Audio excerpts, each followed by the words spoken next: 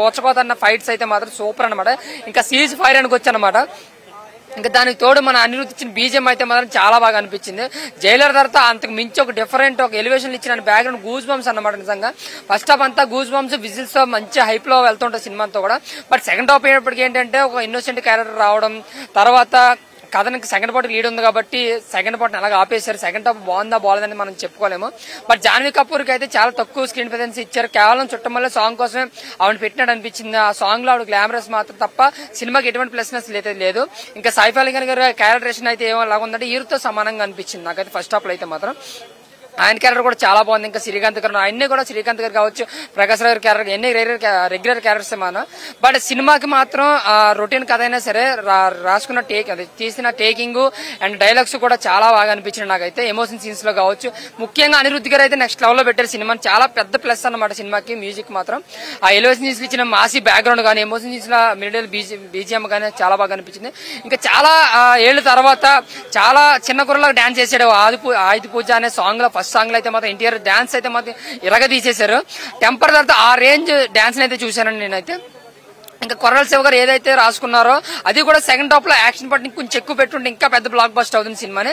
అంటే block buster super hit అనలే కానీ చూసినంతసేపు బోర్ కొట్టకుండా ఒక రాజమౌళి గారి సెంటిమెంట్ అయితే ఖచ్చితంగా బ్రేక్ చేశారని చెప్పుకోవచ్చు. కొన్ని అంటే ఎంతవరకు వెళ్తుందని చెప్పలేం కానీ కలెక్షన్ లో కొన్ని రికార్డ్స్ అయితే కలెక్షన్ పరంగా అయితే మాత్రం బదలగొడుతుంది. మంచి కలెక్షన్స్ వస్తాయి. బట్ 1000 కోట్లు 2000 కోట్లు మనం చెప్పలేం. బట్ ఈజీగా అయితే మాత్రం సినిమా సేఫ్ అయ్యి ఒక మంచి లాభాలు అయితే తీసుకొస్తుందండి. ఇంకా కొర్రల శివ గారు ఎంతైతే కష్టపడ్డారో అది డైలాగ్ లోను ఆయన రాసుకున్న స్క్రీన్ ప్లేగా విధంగా చాలా బాగా కనిపించింది మాకైతే. అయితే సెకండ్ పార్ట్ లీడ్ అయితే ఏదైతే ఉందో అదైతే బాగా ఇచ్చారు. బట్ సెకండ్ హాఫ్ చాలా మంది బాహుబలి అన్నారు కాదు, ఆ సెకండ్ పార్ట్ ఇచ్చిన లీడ్ అయితే మాత్రం చాలా బాగా కనిపించింది. సెకండ్ హాఫ్ మధ్యలో ఆపేశారంతే. ఇది ఫస్ట్ హాఫ్ ఒక 6 గంటల సినిమాని 3 గంటల సినిమా అయితే ఎలా కనిపిస్తుందో మనకి అంటే అంటున్నట్టుగా అలా మాకు సెకండ్ హాఫ్ అనిపించింది. బట్ ఫస్ట్ హాఫ్ అయితే మాత్రం ఫ్యాన్సే కాదు అదర్ ఫ్యాన్సే కాదు చాలా బాగా ఎంజాయ్ చేస్తారు. లుక్ అండ్ డాన్స్ ఎన్టీఆర్ అన్న ఒక బీజం సాంగ్ లేకుండా ఒక బీజం వచ్చి అందులో ఒక డాన్స్ చేస్తారన్నమాట. అది కూడా నాకు చాలా బాగా అనిపించింది. సో ఓవరాల్ గా కొర్రల శివ గారు అండ్ అనిరుద్ధ్ గారిని ఒక లెవెల్లో పెడితే ఎన్టీఆర్ గారు మాస్ లుక్ ఆయన యాక్టింగ్ తో నెక్స్ట్ లెవెల్ తీసుకెళ్లి సినిమాని. సో ఓవరాల్ గా నాకైతే బాగుందండి సినిమా. ఒక ప్రభాస్ ఫ్యాన్ గా నాకైతే బాగా నచ్చింది సినిమా. హ్యాపీగా వెళ్ళి చూసి మనం విజిల్స్ చేస్తూ ఎంజాయ్ చేస్తే సినిమా దేవర్ 6 ఏళ్ళ తర్వాత ఒక మంచి మాసివ్ సినిమా అన్నమాట. నాకైతే బాగా అనిపించింది అన్న. థ్యాంక్ యూ అన్న. ఏం చెప్తామన్న సినిమా కోసం చెప్పాలంటే జూనియర్ అంటే కెరియర్ అది పెద్ద బ్లాక్ బస్టర్ అని చెప్పొచ్చు. ఎందుకంటే ఇప్పటిదాకా ఆయన నటరు విశ్వరూపం చూసిందంటే ఈ సినిమాలనే ఒక సింహాద్రత అంటే ఒక నటన విశ్వరూపం అంటే ఇలా చూపించిండు. సినిమా మాత్రం నిజంగా చెప్పాలంటే మైండ్ బ్లో అయిపోయిందన్న. అసలు ఏందన్నా ఒక ఊరి కోసం ఎంత త్యాగం చేస్తాడు, ఎంత కొట్లాడతాడన్న. నిజంగా చెప్పాలంటే సినిమా మాత్రం ఇచ్చి పడేసిండు. అంటే ఫస్ట్ హాఫ్ వచ్చి తండ్రి క్యారెక్టర్ చేస్తాడన్న, ఆ క్యారెక్టర్ మాత్రం యాక్సెప్ట్ చెప్పాలి. అంటే సినిమా ఫ్లాఫా హిట్ పక్క పెట్టేసింది. ఆయన యాక్టింగ్ ప్రకారం చూసుకోండి ఇలా ఉంది, డాన్స్ ప్రకారం చూసుకోండి. ఆయన ఎన్టీఆర్ గారు అందులో ఉన్న ఆర్టిస్ట్ అందరూ కష్టపడ్డారన్న. ఒక శ్రీకాంత్ గారు కానీ, ఒక సైఫ్ అలీ ఖాన్ గారు, ప్రతి ఒక్కరు కష్టపడ్డారు.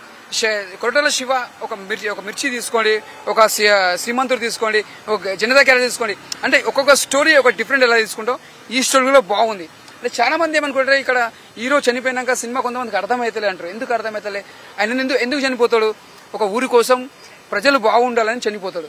అంటే మెయిన్ అది కావాలి మెసేజ్. అంటే పబ్లిక్ బాగుండాలని ఎవరైనా కోరుకుంటాడు. అలాంటి వ్యక్తి కోరుకోవడం రాంగ్ రైట్. అంటే ఇక్కడ మన తెలుగులో ఏంటంటే ఒక హీరో చనిపోతే సినిమా అరే ఇట్లయిపోయింది రాబోయ్ ఎట్లయిపోయింది కాదు. అదే ఇప్పుడు బాహుబలి సినిమా హీరో చనిపోయిన తర్వాత మళ్ళీ సెకండ్ పార్ట్ వస్తాడు, అది బ్లాక్ బస్టర్. అంటే కేజీఎఫ్ లో మళ్ళీ సెకండ్ పార్ట్ వస్తాయి హిట్. అంటే ఆ సినిమాలో ఒక రేంజ్ అవి పెద్ద బ్లాక్ బస్టర్. నేనేది అట్లా అంటేలే కానీ సినిమా అర్థం చేసుకోవాలి. మెయిన్ సినిమా అర్థం చేసుకుని ఆటోమేటిక్ సినిమా అర్థం అవుతుంది. అంతేగాని ఈ సినిమా కొంతమంది రివ్యూస్ వేస్ట్ చెప్తారు సినిమా బాగాలే. ఎందుకు బాగాలే? సినిమా కరెక్ట్ చూస్తే అర్థమవుతుంది. ఇప్పుడు సెకండ్ పార్ట్ వస్తే మాత్రం అది మాత్రం పెద్ద బ్లాక్ బస్టర్ కొడుతుంది. ఎందుకంటే సినిమా కరెక్ట్ ఉన్నది. ఇంకోటి ఇలా సైఫ్ అలీ ఖాన్ యాక్టింగ్ కానీ, మన ప్రకాష్ రాజ్ యాక్టింగ్ కానీ, అంటే ప్రతి ఒక్క ఆర్టిస్ట్ శ్రీకాంత్ గారు కానీ ప్రతి ఒక్కరు చాలా బాగా చేశారు. ఫస్ట్ సాంగ్ మీద డాన్స్ మాత్రం చేస్తే మాత్రం ఒక మెగాస్టార్ చిరంజీవి ఎట్లా చేసాడు డాన్స్ అట్లా చేసాడు.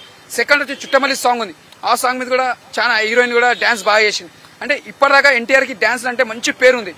ఈ సినిమాలో కూడా డాన్స్ స్టెప్స్ కూడా చాలా బాగా చేసింది. నాకు ఒక మెగాస్టార్ స్టెప్స్ ఎలా చేస్తాడో ఆ స్టెప్స్ ఇలా చేసింది ఇలా ఎన్టీఆర్ గారు. అంతా బాగుంది. జై బాలయ్య, జై ఎన్టీఆర్, జై Kalyan Ram, all of you fans. Genuine గా లేదు, దమ్ము లేదు, సినిమా బాగుందన్న. నిజంగా చెప్తా, నాకైతే సినిమా బాగానే నచ్చింది. ఇప్పుడున్న పరిస్థితులలో సినిమా తీయడం పెద్ద విషయం కాదు, ప్రేక్షకుని మైండ్ సెట్ తో పంపించడమే సినిమా. అప్పుడు సినిమా అవుతుంది. మనకు రీసెంట్ గా ఒక సినిమా వచ్చింది, ఎనిమల్ సినిమా. ఏంటది ఆయన ఏమన్నాడు, స్టార్టింగ్ నుంచి మీరు ఎండింగ్ వరకు